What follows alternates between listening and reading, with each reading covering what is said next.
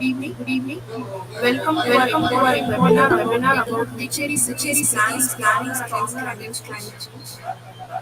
Climate change is causing big problems, so we really plan our cities to handle them. Today we are focusing on Puducherry, a lively city by the sea. Like many coastal cities, especially open to climate impacts. This webinar will look at how we can build climate resilience into Puducherry's development, helping to ensure a safe and lasting future for everyone who lives here. To formally commence our proceedings, it is my distinct pleasure to invite Kalavega, environmental engineer of Department of Science, Technology and Environment, to deliver the welcome address.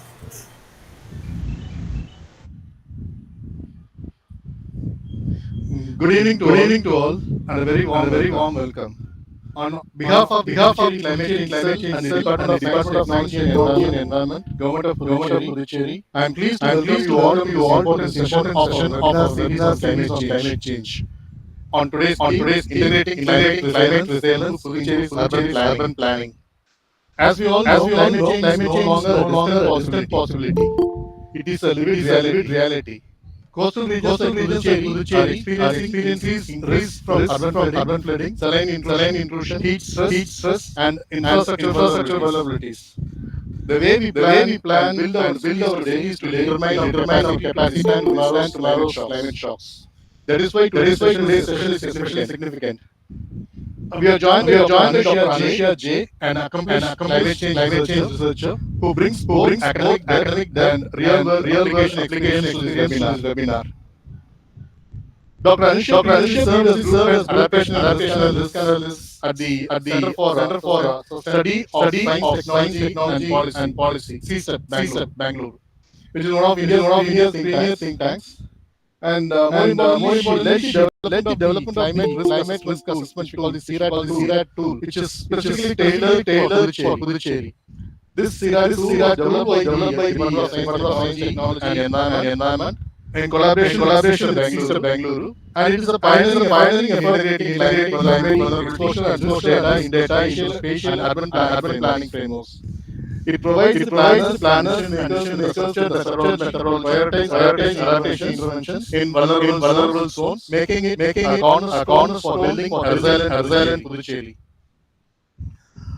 Dr. Anusha's experience in scientific analysis and policy application makes the ideal guidance through today's discussion on integrating resilience into our urban systems. We at Climate Change are committed to building local capacity, mainstreaming climate action across sectors, and promoting tools like that enable evidence-based planning. Today's webinar is a step in the direction, bringing knowledge and people together. I encourage all the participants from government departments, planners, academia, and civil society to engage with the session. Let's use this platform on where we stand and how we can advance climate smart urban development for Puducherry. Once again, thank you for being with us today. And I now have a pleasure of meeting Saraya, Senior Scientific Officer, to deliver the keynote address. Thank you. Thank you, sir, for your warm and insightful welcome. It is my pleasure to invite Dr. Saraya, Senior Scientific Officer, Department of Science, Technology and Environment, to deliver the keynote address. Thank you for the invitation and a happy evening each and everyone who are on this platform today. It gives me a great pleasure to join this webinar on integrating climate resilience into Puducherry's urban planning. As climate impacts from distant focus to the present day realities, our cities must adapt and also should evolve to build resilience and safeguard their future.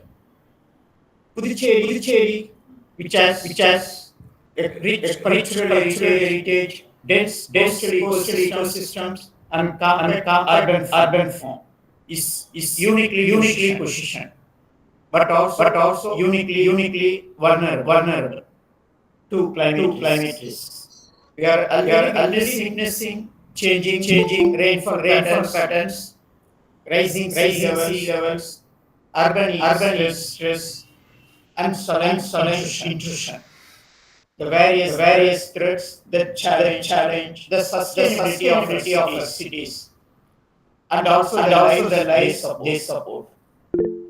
Integrating such climate resilience into urban planning is not an added step. It's a core shift. Our infrastructure, land use, housing, mobility, and the public services must all be planned with climate adaptation and mitigation strategies in our mind. This calls for integrating risk data into designing green infrastructure, engaging communities, and ensuring coordinated actions across various departments. At this juncture, it is also important to share that the Department of Science, Technology and Environment has taken key strides in the right direction. The climate change assessment tool developed in collaboration with CSTEP Bangalore is India's first web-based region-specific visual platform for assessing multi-sectoral climate risks, especially the climate changes of the urban spaces in Puducherry. Also, additionally, under the urban initiative led by the UNEP, the Puducherry Climate Change Cell is developing a resilience plan in partnership with World Resources Institute and ICLEI. This strategy focuses on spatial planning and nature-based solutions to enhance resilience in our urban coastal zones. As we move forward, resilience must become a core value of our urban model. This webinar is a step toward that vision, a platform to learn from the expert, Dr. Anushya, who is not just our speaker for the webinar today, but was also instrumental in the preparation of climate change risk assessment tool for Puducherry. I urge all departments, local bodies, planners, academicians, students, and citizens here today to engage fully with the shared goal of building an urban Puducherry that is inclusive, livable, low carbon, and climate resilient. Together, let us all reimagine Puducherry future with more resilience, sustainability, and preparedness for all the climate changes ahead. Thank you. Thank you for the opportunity provided.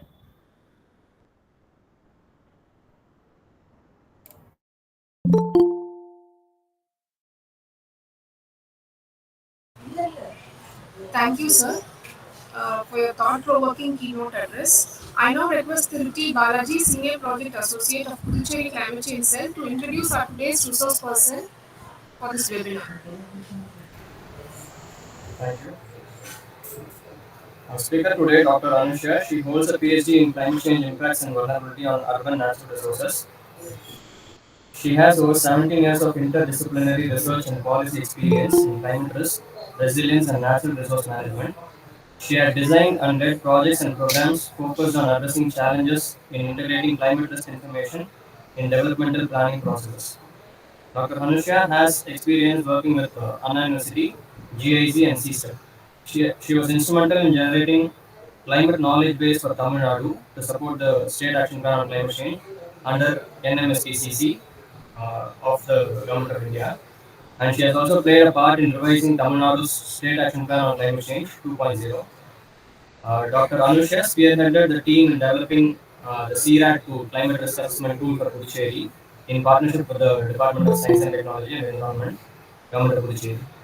She had also collaboratively worked with international and national agencies, state governments, CSOs, and communities, and also various other research platforms. Currently, she is an independent researcher, and she keenly works on developing new paradigm and tools to develop informed, evidence-based resilience strategies at large scales. Thank you. Thank you, Balaji. Now I request Dr. Anushya J to give the presentation on the topic integrating climate resilience into Puducherry's urban planning. Yeah, thank you. Thank you all Yes. Good evening, everyone, and thank you all. Thanks for the warm welcome and a brief intro. Again, thanks PCC for the invite. So I'll go to the presentation.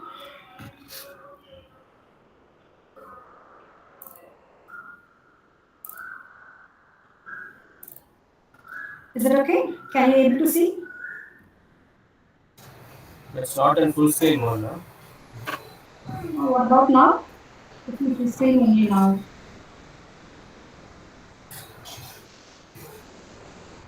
Yeah, you could see the slides changing, but it's not in the full screen mode. Mm-hmm.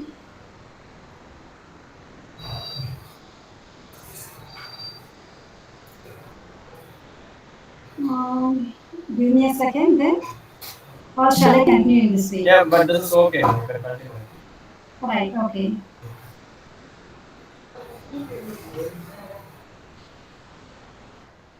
Can you able to see the screen, right? Your screen is visible, ma'am, but next to the screen, to the right of the screen, there is another screen that is seen. Uh, Second. Okay, okay, let me start. yeah, no. Okay, I'll start the conversation with a critical question. So, is Puducherry is more at risk or more resilient? What's your thought? I just want to hear from you all again. If risk means type 1 or resilience means 2 in the comment box. Appreciating all your active participation. Can you type it? What do you feel? Whether the city is at risk or it has the resilience?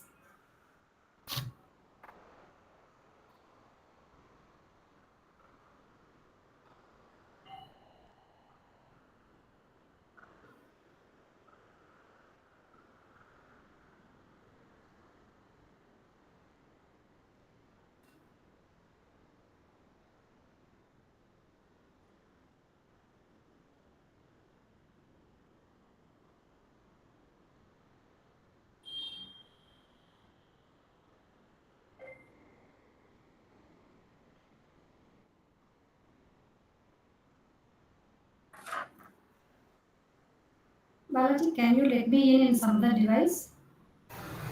Yeah, ma'am, sure. I'm joining from my handset also to see the scores in the comment box. I couldn't see it.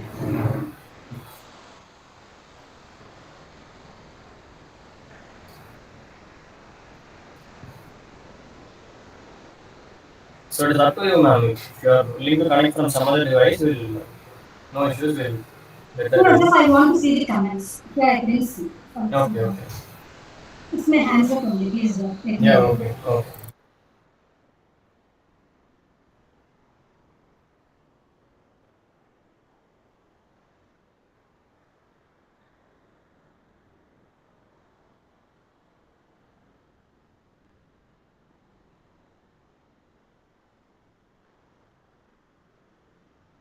Okay, I'll continue then. It's still. We have two responses with one. Yeah, right. Okay.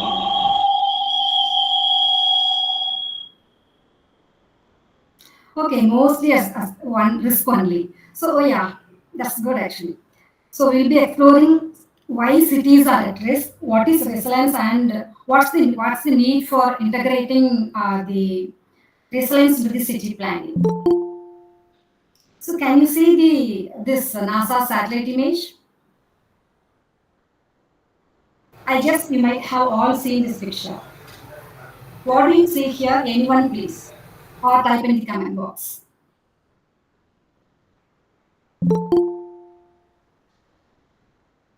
Come on, maybe please more. Maybe we can go with a more interactive way.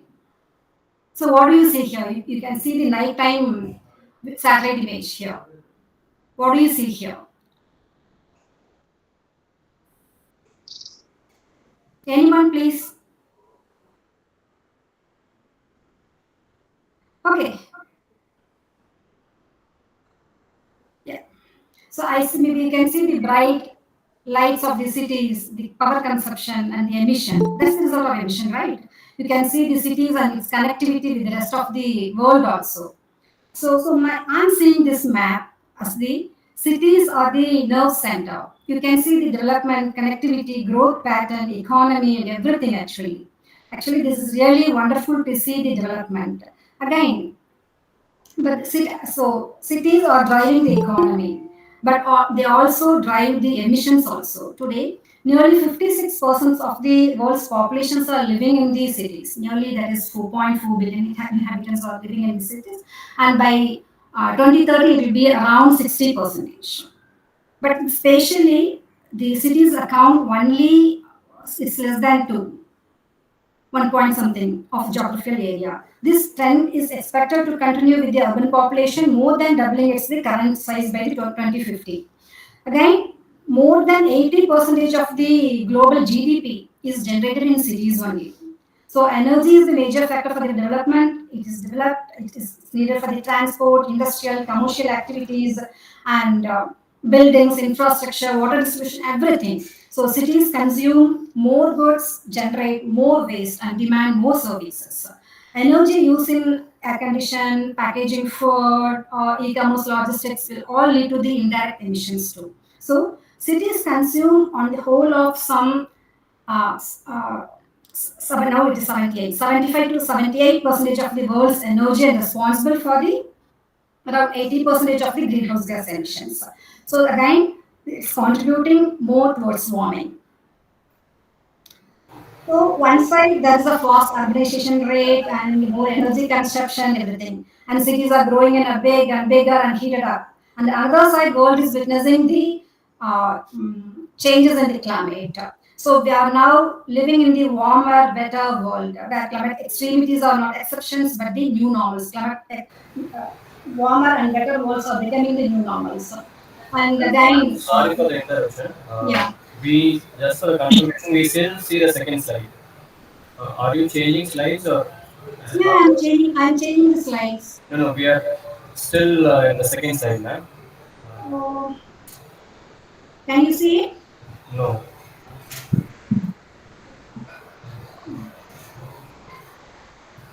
Yeah, now we could see the Okay, slides okay. changing. Yeah, maybe Right. Maybe I'll manually be with the mouse. I think. yeah, I'll be. Now, can you able to see the screen? Yeah, it is in the fifth slide. Sorry for this. Each slide now, I think can proceed. 1 second. Really, I'm extremely sorry for the thing and adapting to the new system. That's what. So far, I use the office system. That's okay. Yeah. Can you able to see the warmer better word? Yeah, yeah, yeah. Okay, okay. Maybe I. So I guess You do it with the I. mouse, I think it's working. You can press on the Yeah, slides with the mouse. yeah. This now. Can you able to see cities? Yeah. Right. Okay. I'll go in this way itself, not in the full screen. Yeah. So we are in the warmer weather world. So 2000. ஒண்ணும் இல்ல அது துணி இன்னைக்கு துவைச்சு போடணும் Somebody muted. Now you can proceed, ma'am. We'll take that. என்ன So, நீ test வச்சாங்களா என்ன so we are in the. Revision So we are in the. என்ன டெஸ்ட் தமிழ் டெஸ்டா என்ன கொஸ்டின்ஸ் கேட்டாங்க ம்.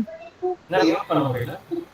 எவ்வளோ Can the party எவ்வளோ கரெக்டா எழுதுங்க Excuse me, can the participants can mute the audio?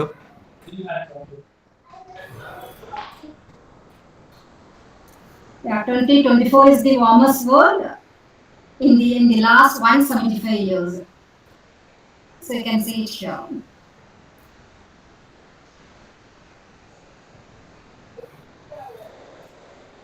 So each and every month of 2024 has record-breaking temperature in the past 170 years. We're observing more intense rainfalls, and dry spells in the recent decades. Hotter, drier, and better are becoming new normal. So not only the temperature, rainfall, even the tropical cyclones with the category of 3 to 5 has increased over the past 4 decades. So according to the IPCC sixth report, regional changes in mean climate and extremities are becoming also more pronounced.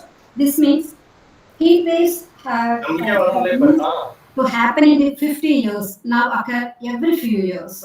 Floods and droughts can strike the same place in the same year, simultaneous, thus cascading impact will give. The rising sea levels not only just the projections, they are visible on our coastal lines, threatening lives and livelihoods. So the climate hazards impacts are likely to grow, intensify, and multiply in future. The frequency and intensity of the hot extremes and heavy precipitation events are likely to increase. So again, the impacts on the climate in cities is more actually. Why? The cities and climate are both very dynamic systems. One side, cities are the complex system with its physical, socio-ecological, and environmental components. On the other side, the climate system also very complex. There is a strong signal of warming climate and extremities. So the accumulated contribution of all the cities, the energy consumption, everything, okay, to of its emission does have its impacts on the global climate. So what will do? The urbanization alters the water cycle, generating increased precipitation over and down with the cities and increase the surface runoff intensity also. Urbanization can also induce phenomena such as the urban dryness island, urban heat island, which refers to the conditions where low humidity values are observed in the cities related to more rural locations and to slower wind speeds compared to the adjacent suburbans and the countrysides. While the climate impacts are also not uniform, the climate change disproportionately affects the cities. Cities influence the climate, and changing climate makes the cities more vulnerable. That's the so again, it's like the looping. This creates the self-reinforcing loop.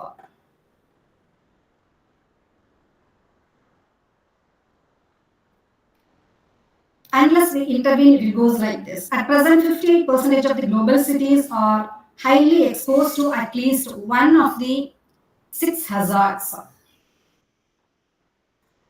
Nearly 50, yeah, one of the six hazards, like the cyclones, floods, droughts, and sea level rise. Why cities are more vulnerable? Hazards are the same.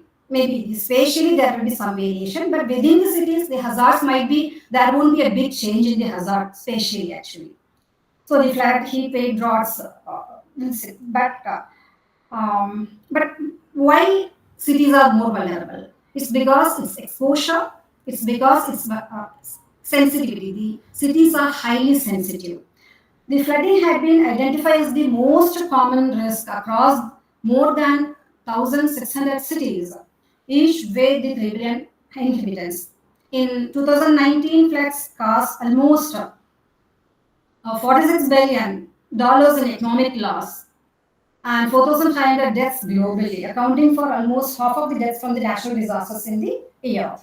The recent studies have found that even the capital stock damage due to flooding is expected to double by 2030. And in terms of the freshwater flooding events in cities, so floods are now becoming the urban disasters, not just the riverine events. Maybe you can count in the recent flooding in the Dubai in April 2024 and New York City and even Chennai in 2023 and even the Pandi 2024 floods. So floods are becoming common actually. So why floods affect these cities in such a way? So imagine there is a 20 rainfall in a day in a city and a rural area. What will happen in the valley? It will drain off quickly. But the same rainfall, the same 20 rainfall affects more in the city than in the village because here in the city already we have cut the natural drains, paths, converted the natural sponges and encroached the water bodies in terms of development. Cities often have the paved surfaces and inadequate drainages causing the rainwater to accumulate quickly. Many cities having the uh, aging infrastructure that's outdated, designed for the old climate patterns. I can say in that way, not for the today's extremities. So the cities are more vulnerable because of its high sensitive and low adaptive capacity. The unscientific urbanization, development priorities, poor drainage, outdated infrastructure, social and economical inequalities, along with the increasing climate extremities. makes the cities most vulnerable hotspots. The cities are much nimbler in responding to climate change, especially the coastal cities.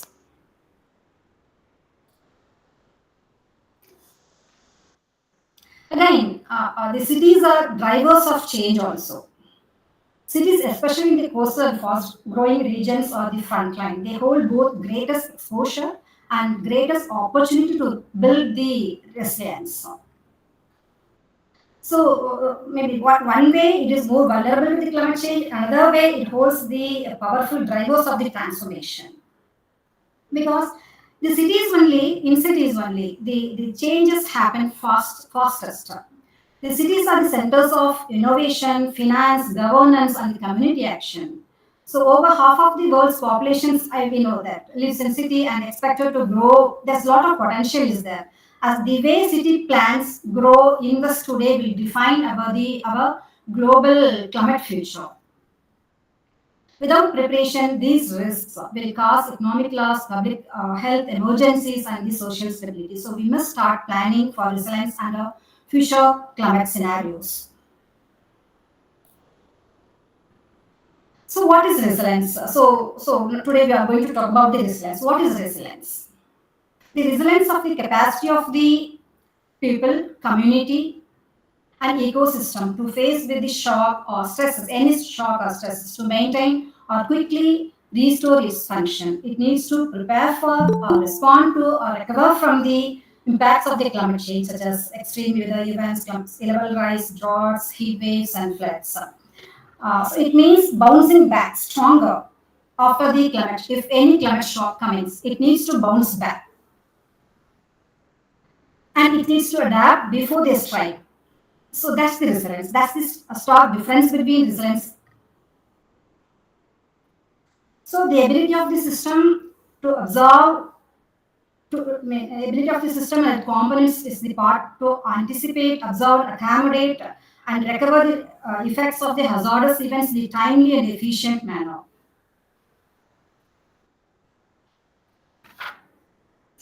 So climate resilience will help better urban planning to avoid flood zones, restoring wetlands, promoting sustainable transport and energy, ensuring inclusive housing and service for vulnerable groups.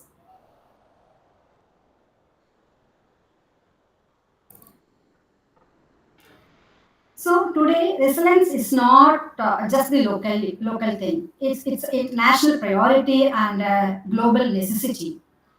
Resilience is now deeply embedded in the global frameworks and India's own climate and development policies also. In the Sendai framework, prioritize the risk reduction, not just disaster response. That it focus on the building resilient infrastructure, early warning systems, and risk-informed development. And SDGs also, SDG particularly SDG 11 and 13. They focus on mainly on making cities and human settlements inclusive, safe, resilient, and sustainable. And resilience is the cross-cutting theme across all SDGs like the health, water, food, energy, and the infrastructure. NDCs under the Paris Agreement also have a strong focus on the climate adaptation and the resilience, particularly in the urban and vulnerable sectors. And even the NAPCC, SAPCC, all they focus on the resilience. So the resilience is this now central to the disaster preparedness, urban planning, water and energy security, and protecting life and livelihoods. So it has the resilience has the three components: the social resilience, ecological, and the infrastructure. The resilience should take care of the social thing, the capacity of the people, communities. It needs to increase the capacity. It needs to focus on the most vulnerable groups. It needs to build awareness, skills, and the early warning systems. It needs to encourage community participation in planning and disaster response. So, in the ecological resilience, the ability of the natural systems to absorb stress and regenerate after climate impacts. So, it helps to protect and restore all the natural resources like wetlands, mangroves, lake, forests, and urban green spaces. And infrastructure resilience, so resilience needs to consider all the three. Infrastructure resilience needs to consider designing and managing build systems to withstand climate extremities, the climate-proof roads, bridges, drainages, buildings, and power lines. And we need to shift towards the green infrastructure. So for making the city resilient, we need to understand the first we need to understand the critical issues, and we should embrace climate change adaptation, mitigation action, and disaster risk reduction while recognizing the complexity of rapidly growing urban areas and the uncertainty associated with the climate change. So now we'll come to Pondicherry, Puducherry. So as you said, Puducherry is a most prominent urban center in South India, known for its distinct French colonial heritage, red beaches, ritual atmosphere, and planned city. Let's see the challenges in the system and its climate risk.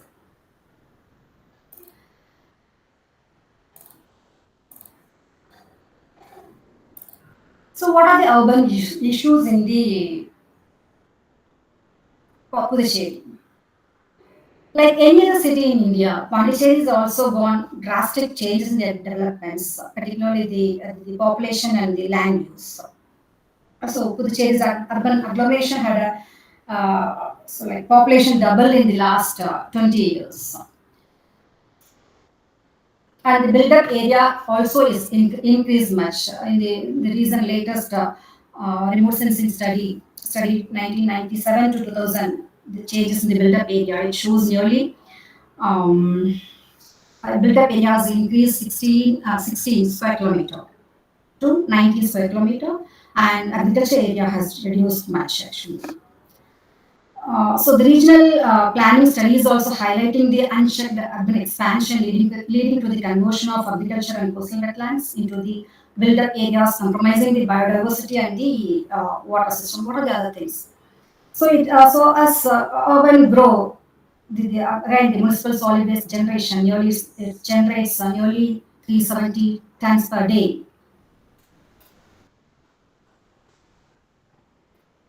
And in vehicles, a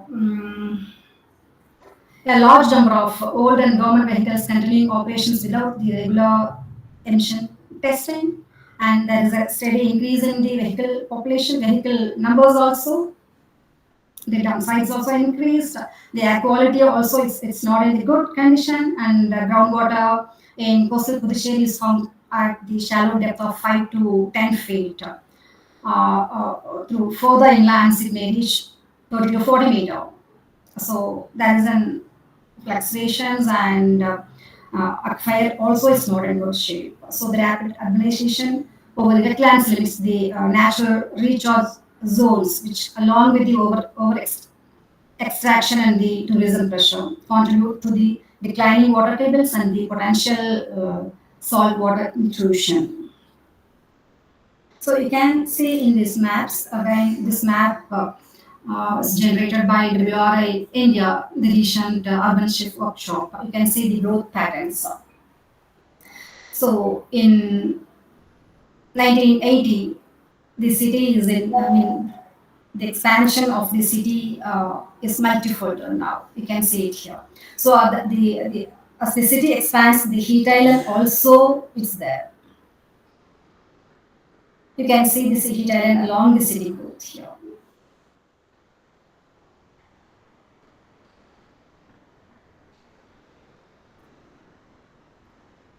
The heat island, the temperature difference between the center of the city and the periphery is always 3 to 5 degrees centigrade. But again, this is the nighttime temperature.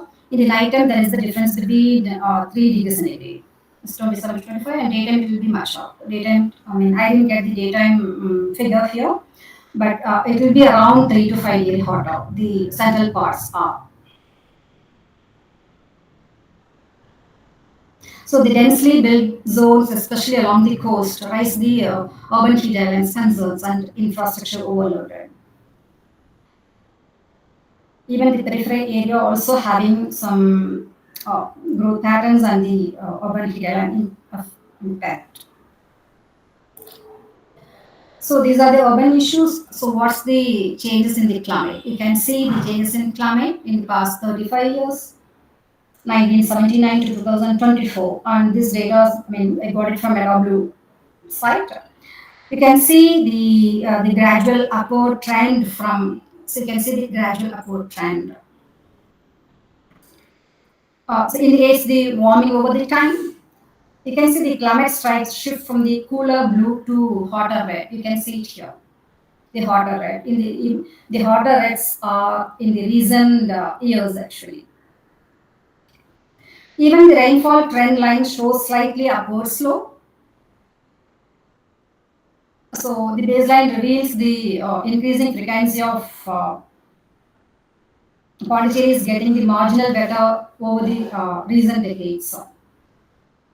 So according to DST climate reports, future annual rainfall is also expected to increase approximately 2% by RCP 4.5 scenario and 6% by RCP 8.5 scenario by mid-century.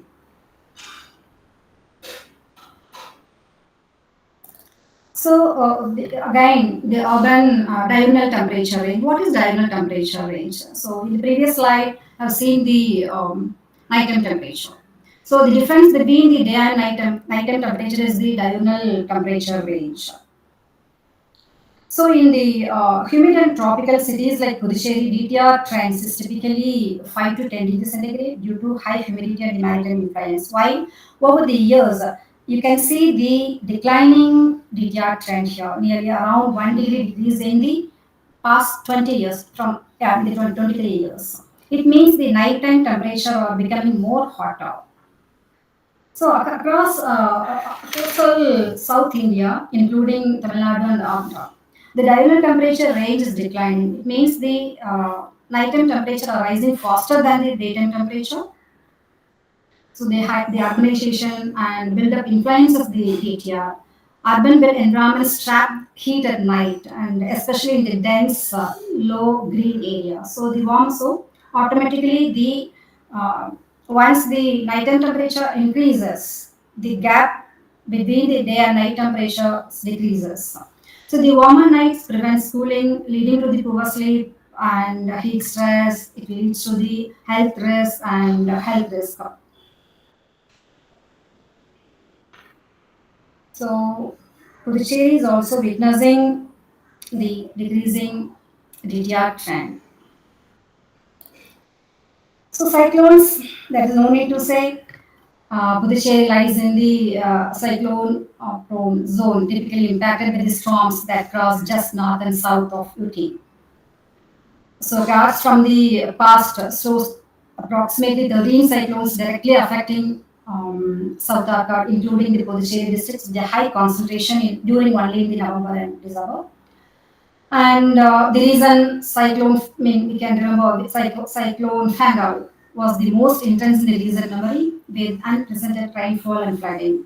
Multiple deep depressions periodically deliver 19 to 50 centimeter rainfall in 24 hours.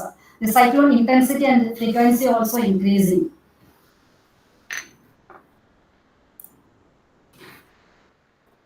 So most cyclones occur in October, December, aligning with the northeast monsoon timing.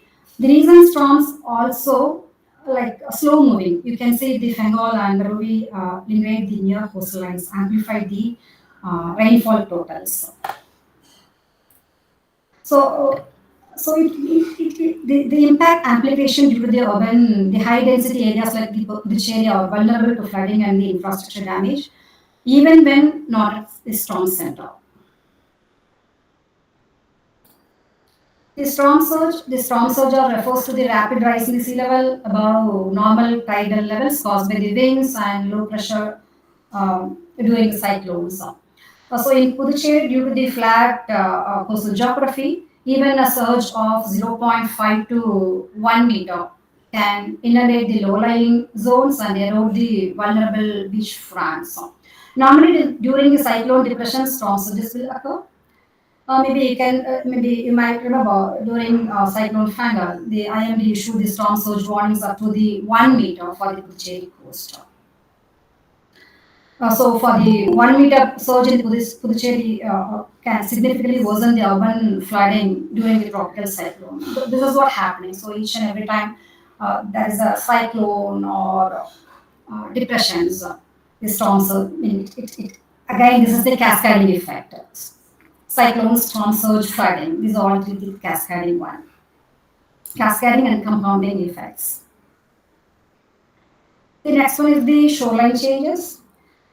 So Puducherry is the second most erosion prone UT in India after West Bengal and along with Kerala. According to National Center for Coastal Research, approximately 50 to 55% of the Puducherry's 43-kilometer coastal line is eroding, while 10% is shore creation and for 35 to 40 remains the stable. The northern stretch, you can see the northern stretch of Playa Shavdi, Nallavadu, and Paradise Beach face persistent erosion hotspots. This Puducherry's coast erosion is both structural and the dynamic one. So again, as I said, this is the compounding effect. The flooding at Puducherry is the compounding effect of all. During 2024 floods, there is a 49 centimeter rainfall in 24 hours. That's the 100-year rainfall. That's extreme rainfall. Once in 100 years it will happen. So the casualties, damages are much actually. Caused the severe waterlogging across the residential area, roads were submerged, and public transport stalled, and led to the loss rescue by the army. The infrastructures were damaged, power outages for more than 12 hours.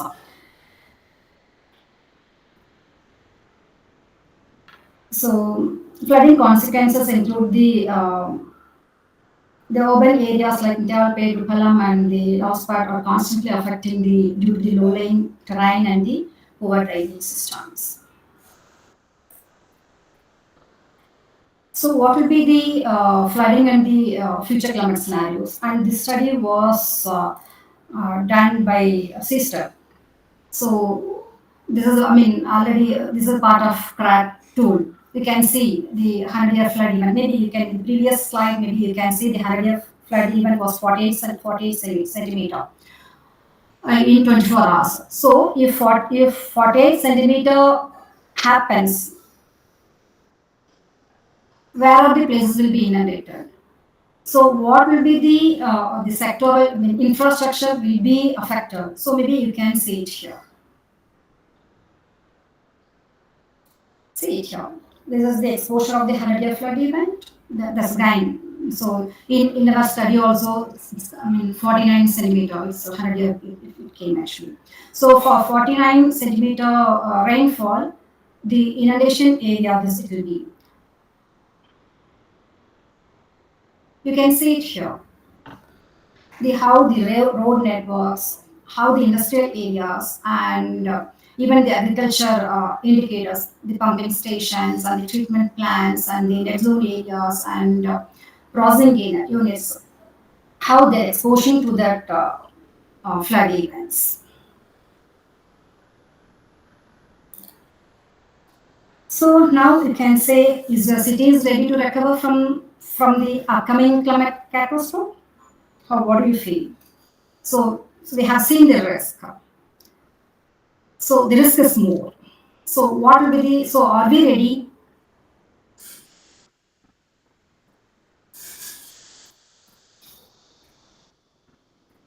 So onshore there is a increased extreme events.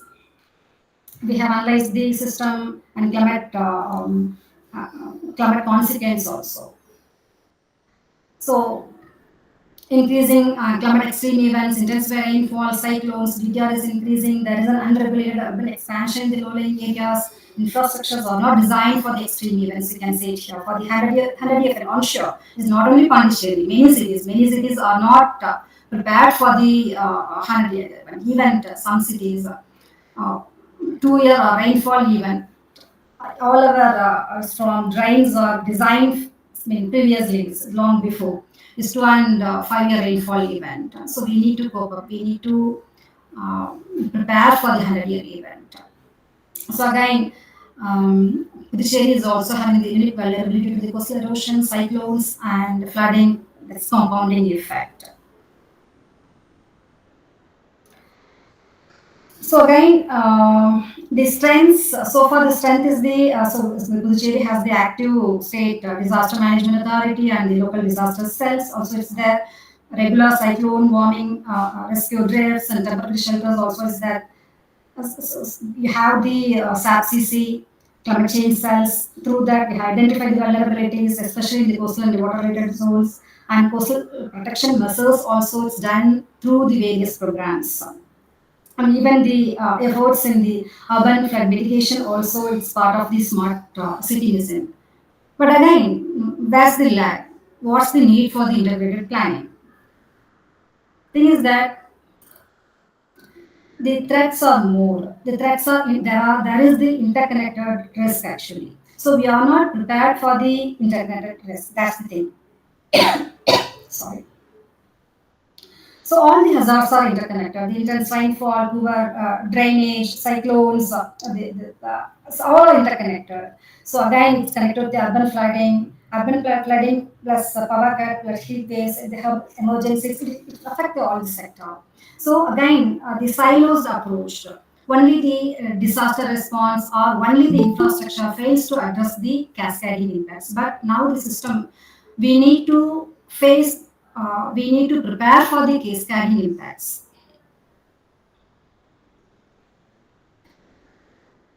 So what's needed? So we need to build for building the climate resilient Puducherry. First, we need to understand the climate and vulnerability and risk. We need to understand the system, and we need to assess the current urban planning landscape through the climate lens, whether the current planning, current programs, or whether there is a climate inclusion is there. Some programs will have, some programs indirectly it will be. So again, so we can see the best practices and case studies in the nationally and international level. And after that, we need to investigate the resilient options. And through multi-stakeholder collaborations and funding, the strategic implementation should be there with the proper monitoring and evaluation.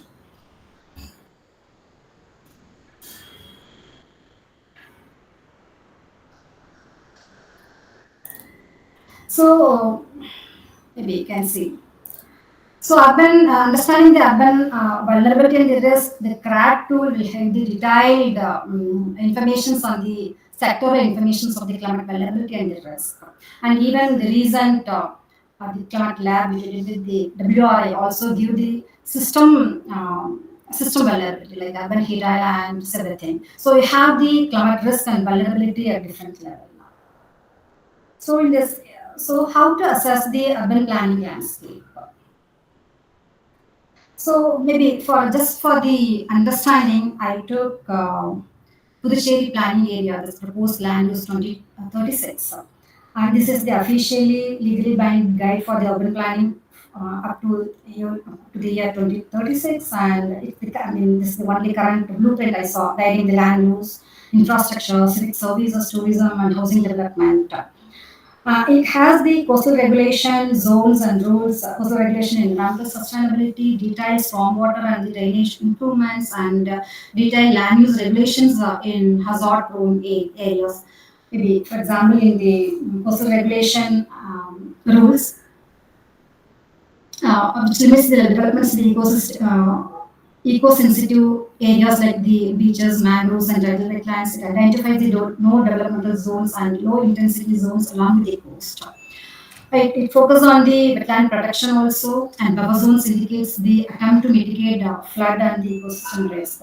And in the stormwater drainage improvements, it emphasizes the improving the stormwater infrastructure and the natural drainage, reflects the understanding of the urban flooding. And in the land use regulation, there are references to avoid the constructions of the floodplains and low-lying vulnerable areas, though it's not backed by the formal flood or climate vulnerability map. So as per my understanding, so again, so I have mapped some actually. This is for the representation purpose only. Maybe we need to map in each every aspect through climate lens. This as per my understanding, it does not directly integrate detailed climate risk assessment as a core planning layer. So climate risk assessment needs to be a core planning layer at the top level. So, however, there is the indirect references in terms of the climate sensitivity, disaster vulnerability, particularly it's like in the coastal regulation. So, the climate risk sensitive land use planning is not seen, and climate risk resilient infrastructure is mentioned, but it's not detailed. And again, the subsidy alignment also is not again seen.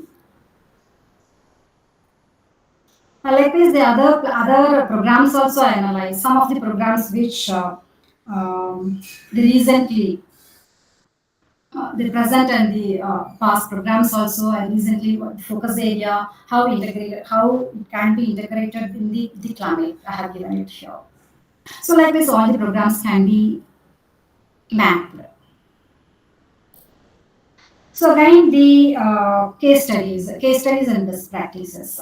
So case studies and best practices will give the idea of how we can embed the climate in urban planning and budgets via formal climate action plans and dedicated agencies also. And through that, we can leverage the nature-based solutions like the sponge parks, wetlands, urban trees. Some works are really wonderful work actually. Maybe you can see the sponge city or park-based flood absorption in the Bangkok. It's a beautiful study. We don't work actually. So you need to leverage, use the data and JS tools to prioritize the interventions, like ACCRN. Engage communities and deploy through the participatory planning, citizen science, and the local stewardship. So through this, maybe we can explore what are the best practices. Again, the resilience option. Okay, so we are seeing so the currently, so we need to assess the current urban landscape at the city, and we need to assess the best available practices, and we need to go for the resilient options. So we need to intervene, we need to identify the interventions, we need to prioritize them, and we need to integrate into the city planning. So the identification of the interventions it's the development of the list of possible adaptation or mitigation actions or the interventions to address the identify the climate risk and vulnerability. Consider and we need to consider the vulnerable areas and vulnerable actors like gender and supporting actors. So while identifying the intervention, we need to focus the strengthening the resilience of the most vulnerable group and on the sectors, and we need to explore the traditional local knowledge also to deal with the climate changing climate and gender, and we need to of course the gender budgeting also needs to be done, and a mix of hard and soft infrastructure related also maybe we need to consider, and the prioritization of the interventions. So, prioritization of the interventions is evaluate the proposed list of actions against the set of resilience indicators like relevancy, flexibility, responsiveness, how the J's, how it will reduce the greenhouse gas emissions, and how it helps to access the information to ensure their contribution to the urban resilience.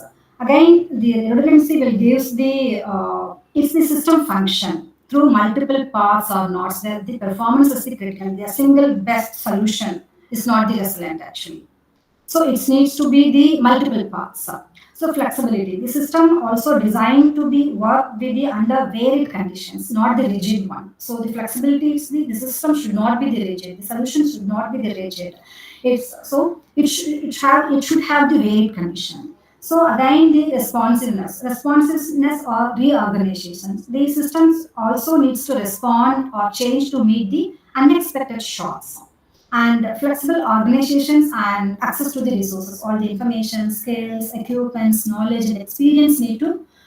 That is the way to access the information, and all the interventions. Like energy saving and greenhouse gas emission mitigation potential system can reduce all those things, and and of course it needs to include the social resilience of the marginal groups. And then the integration into the city planning. So align with the proposed actions to the existing city plans or programs.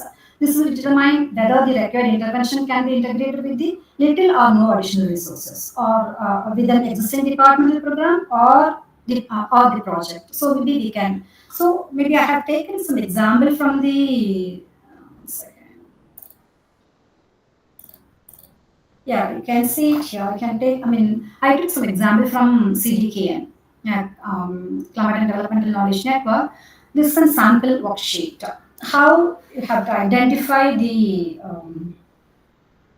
resilience action actually. So now they have identified the contamination of water supply due to floating.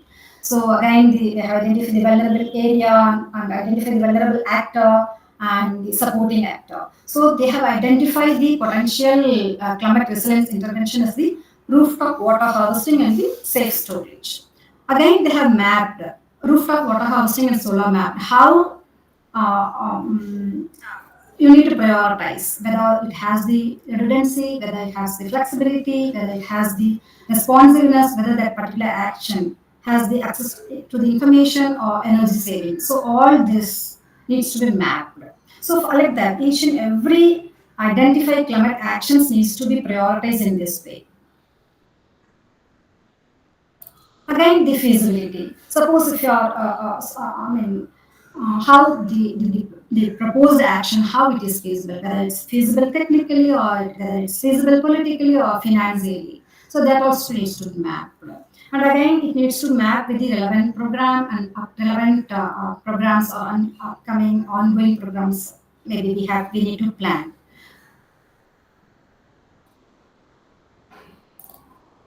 So again, the financing. So Puducherry could tap again. There is a lot of international, national, private funding is available. The multilateral agencies are there. So I have for the future funding potential, Puducherry can tap the multilateral climate finance by aligning proposals to the national adaptation and mitigation framework.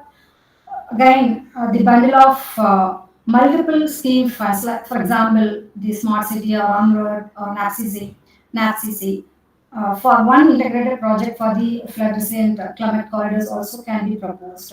You can use the CSR fund or PPP for co-financing to meet stakeholders.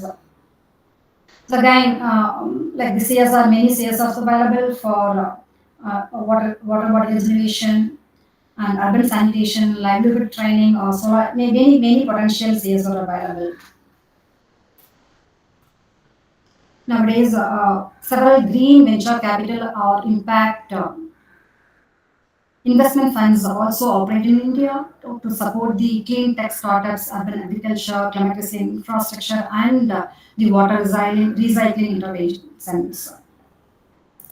There are potential venture capitals and impact funds also available, and climate angels, many are available. Here I have mapped some national finance parks.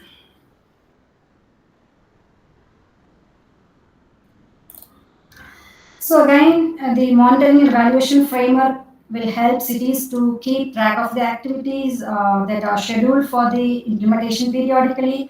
The institutional framework should set up, and the performance monitors needs to be identified and measured for the achievement of the objective, and periodical review should be there, and the process of review of the annual plan to the implementation. These mechanisms for collating and reporting results from the project specific information and impact monitoring. This will help for proper reporting and monitoring. Maybe you can see it here. What is the recent interventions and what is the timeline, the allocated budget, what's the milestone, what's the status. So the indicators, the KPIs are here, and it should follow by the proper reporting. So going forward, the climate sensitive land use planning should be there, and it should include the climate data, risk information, and the planning decisions. Already we have hazard and exposure layers from the CRAC tool and the urban shift lab outcomes also there. Maybe you can integrate those informations to prioritize the risk sensitive areas for greening and the flood mitigation. And all the works and all the proposed work should be the evidence based. And the resilient infrastructure and housing, so the building code needs to be updated with the resilient criteria. And we need to, I mean, it's necessary to introduce the climate adaptive building codes and therefore it's intensive for the green constructions. And align, so again, all needs to be aligned with the Puducherry SAPCC and integrate its sectoral targets. So, key recommendations: master plan with the climate lens. So, we need to strengthen the research and technical capacity and structure the programs, establish the M&E framework, enhance the climate finance, and develop collaboration with different stakeholders and build capacity of them. That's it. Thank you, and I welcome your questions. I hope I completed within the time. Participants, if you are having any questions, you can ask to our resource person.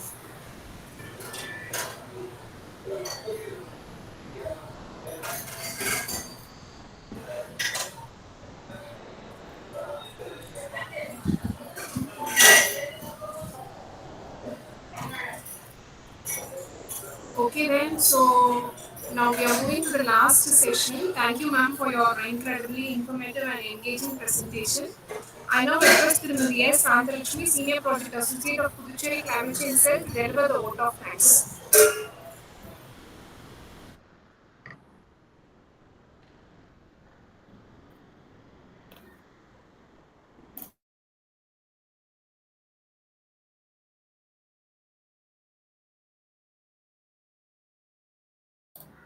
Requesting at least a question. Anyone, any question? A small query? I'm happy to answer.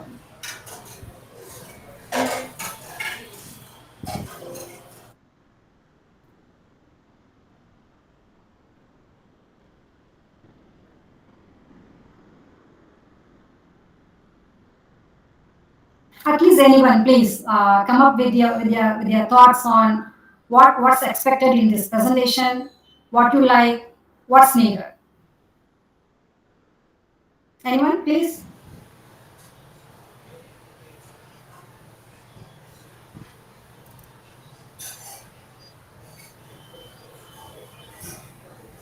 Any questions? Participants can, if you want, you can also post in the messages if you are having any questions.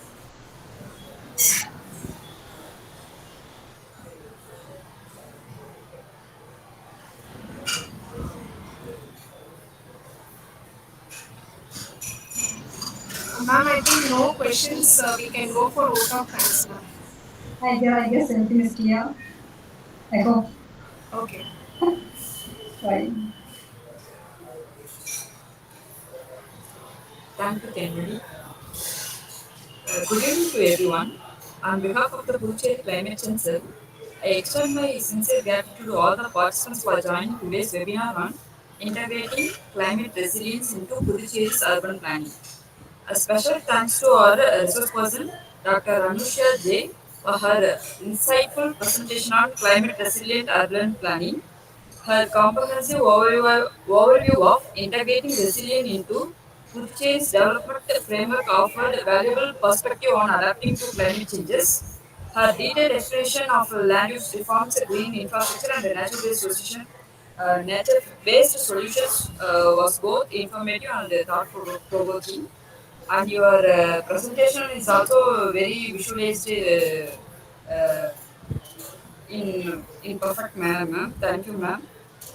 I also express my deep appreciation to Thiru K. Kalameru, Environmental Engineer, for his welcome address, and Dr. R. Sagai Alfred, Senior Scientific Officer, for his inspiring keynote address. Our heartfelt thanks to our Department Director for her unwavering support and encouragement in organizing this webinar. Finally, I extend my gratitude to all the participants for your engagement and contributions. Let us take forward the insights gained today and collaborate towards a resilient and sustainable future for Puducherry. Thank you all. Thank you, ma'am. Thank you. Thank you, ma'am. So we are winding up this session. Thank you. Thank you.